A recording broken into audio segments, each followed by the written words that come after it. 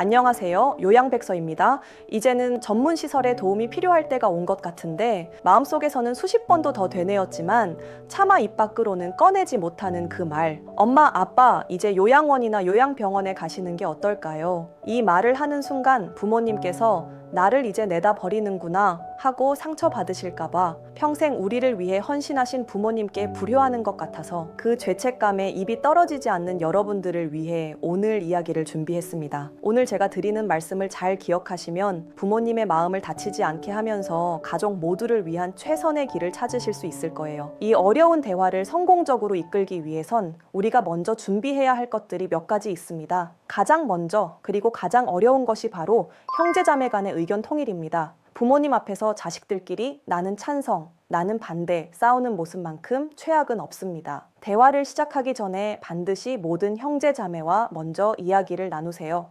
이때 감정적인 호소는 잠시 접어두고 객관적인 데이터를 준비하는 것이 좋습니다. 지금까지 부모님을 돌보는 데 들어간 시간, 비용, 병원 방문 횟수 등을 간단하게 정리해서 보여주세요. 돌봄이 특정 한 사람에게 얼마나 집중되어 있는지, 그리고 이 상태가 지속 가능하지 않다는 것을 숫자로 보여주는 겁니다. 그리고 반대하는 형제에게는 구체적인 대안을 요구해야 합니다. 요양병원 반대라는 말만 할 것이 아니라 그렇다면 앞으로 돌봄 시간과 비용은 어떻게 분담할 것인지에 대한 계획을 제시해달라고 하세요. 이렇게 구체적인 책임을 논의하면 현실적인 어려움을 모두가 깨닫게 되고 합의점을 찾기 쉬워집니다. 다음으로 내가 불효자다라는 죄책감부터 내려놓으셔야 합니다. 보호자가 먼저 지쳐 쓰러지면 모든 게 무너집니다. 이제 효도의 방식이 내가 직접 모시는 것에서 전문가에게 맡겨 안전을 지켜드리는 것으로 바뀌었을 뿐입니다. 이것은 포기가 아니라 용기 있는 선택입니다.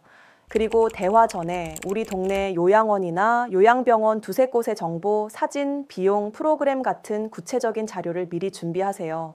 정보가 구체적일수록 막연한 두려움이 현실적인 고민으로 바뀝니다. 자, 이렇게 마음의 준비와 정보 준비가 끝났다면 이제 부모님과 어떻게 대화를 시작해야 할까요? 핵심은 너 때문이 아니라 나의 걱정으로 시작하는 겁니다. 예를 들어, 아빠, 자꾸 약 먹는 거 잊어버리시잖아요. 그러다 큰일 나요. 라고 비난하듯 말하는 대신, 아빠, 제가 요즘 걱정이 많아요. 혹시라도 약 드시는 걸 잊으실까봐 일하다가도 자꾸 생각이 나고 마음이 불안해서요. 이렇게 부모님을 걱정하는 나의 마음을 먼저 이야기하는 거죠. 엄마, 요즘 통 입맛이 없어 보이셔서 저희가 너무 속상해요. 이렇게 사랑과 걱정을 먼저 보여주세요. 그렇게 걱정스러운 마음을 전달하면서 자연스럽게 본론으로 넘어가는 겁니다. 이때 단어 선택이 정말 중요해요. 우리가 힘들어서가 아니라 부모님이 더 편하고 안전해지시라고 라는 목적을 분명히 해야 합니다. 요즘 새로 생긴 곳들을 알아보니 집에서는 꿈도 못 꿀 물리치료 기계들이 있더라고요. 거기서 매일 꾸준히 관리받으시면 지금보다 훨씬 더 건강하게 오래오래 저희 곁에 계실 수 있을 거예요. 무엇보다 24시간 내내 간호사 선생님이 계시니까 밤에 갑자기 아프시더라도 저희가 달려오는 것보다 훨씬 빨리 안전하게 조치를 받을 수 있다는 점이 저희는 가장 마음에 들었어요. 이렇게 안전과 건강이라는 단어를 반복해서 사용하세요. 부모님이 가장 두려워하는 버려진다는 생각을 새로운 세상으로 바꿔드려야 합니다. 가서 보니까 저희보다 친구가 더 많아지시겠던데요. 다들 비슷한 나이 또래라 말도 잘 통하고 심심할 틈이 없겠더라고요. 이런 식으로 긍정적인 모습을 그려주는 거죠. 대화를 하다 보면 부모님께서는 분명 돈 걱정을 하실 겁니다. 너희에게 짐 되기 싫다고 말씀하시죠. 이때 비용 문제를 피하지 말고 오히려 솔직하고 지혜롭게 대화하는 것이 신뢰를 줍니다. 우선 부모님의 자산을 부모님 자신을 위해 쓰는 것이 당연하다는 점을 강조해 주세요. 어머니, 이럴 때 쓰시라고 평생 고생해서 돈 모으신 거예요. 저희 부담 갖지 마시고 어머니 몸 편하고 건강해지시는 데 쓰시는 게 저희에게도 가장 큰 효도예요. 라고 말씀드리는 겁니다. 또 집에서 모시는 것과 시설을 이용하는 것의 비용을 객관적으로 비교해서 보여드리는 것도 좋은 방법입니다. 집에서 간병인을 고용하고 병원 모시고 다니는 교통비, 각종 의료용품 비용을 합치니 사실 요양병원에 가시는 것과 비용 차이가 크지 않거나 오히려 더 들더라고요. 기왕이면 더 전문적인 곳에서 체계적으로 관리받으시는 게 훨씬 효율적이에요 라고 설명하면 부모님도 더 쉽게 수긍하실 수 있습니다. 물론 이렇게 좋게 이야기해도 부모님께서는 단번에 알겠다고 하지 않으실 겁니다. 분명 서운해 하시고 화도 내실 수 있어요. 그럴 땐 어떻게 해야 할까요? 부모님께서 필요 없다, 난 죽어도 집에서 죽을란다 라고 하시면 논쟁하지 마세요. 집이 가장 편하시다는 마음 저희도 충분히 이해해요 라고 먼저 그 마음을 인정해 주세요. 그런 다음, 그런데 아버님, 지난달에도 밤에 혼자 화장실 가시다가 넘어지실 뻔했잖아요. 저희는 그런 일이 생길까봐 너무 무서워요. 라며 위험했던 객관적인 사실을 차분하게 상기시켜 드리는 겁니다. 가장 좋은 방법은 선택권을 드리는 거예요.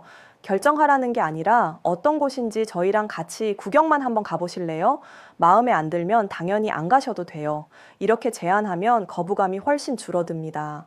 요즘은 한두 달 짧게 지내보는 것도 가능하대요. 한번 지내보시고 정 불편하면 다시 집으로 오셔도 돼요. 라며 시도해볼 기회를 드리는 것도 좋은 방법입니다. 그런데 만약 부모님께서 치매로 인해 논리적인 대화가 어려운 상황이라면 접근법을 완전히 달리해야 합니다. 이때는 설득이 아니라 안심과 유도가 핵심입니다. 길고 복잡한 설명은 피하고 짧고 긍정적인 말을 사용하세요. 어머니, 재밌는 노래, 교실이 있는 곳에 잠깐 놀러 가요. 의사 선생님이 건강검진 때문에 며칠만 편하게 쉬고 오라고 하셨어요. 와 같이 부모님이 불안을 느끼지 않을 만한 단순하고 긍정적인 목표를 제시하는 겁니다. 만약 집에 가고 싶다고 계속 말씀하시면 여기가 이제 집이에요 라고 반박하지 마세요. 치매 어르신께 논리는 통하지 않습니다. 대신 관심을 다른 곳으로 돌리는 것이 효과적입니다. 그러시구나, 집에 가고 싶으시구나. 우선 이 맛있는 빵부터 드시고 나서 이야기 마저 할까요? 와 같이 화제를 부드럽게 전환하는 지혜가 필요합니다. 이 모든 과정은 단 한 번의 대화로 끝나지 않을 수 있습니다. 조급해하지 말고 부모님의 마음을 계속 살피면서 여러 번에 걸쳐 대화를 시도하는 것이 중요합니다. 이 대화의 최종 목표는 부모님을 설득하는 것이 아니라 가족 모두가 합의하여 최선의 길을 찾는 것임을 잊지 마세요. 오늘 제가 드린 말씀처럼 부모님과 가족의 마음을 함께 헤아려 최선의 길을 찾는 것이 가장 중요합니다. 저희 정선교양병원은 바로 그 마음으로 어르신들을 모시고자 항상 노력하고 있습니다. 이 어렵고 막막한 과정에서 전문가의 구체적인 상담이나 도움이 필요하시다면 언제든 망설이지 마시고 저희 정선교양병원으로 문의해 주시기 바랍니다. 감사합니다.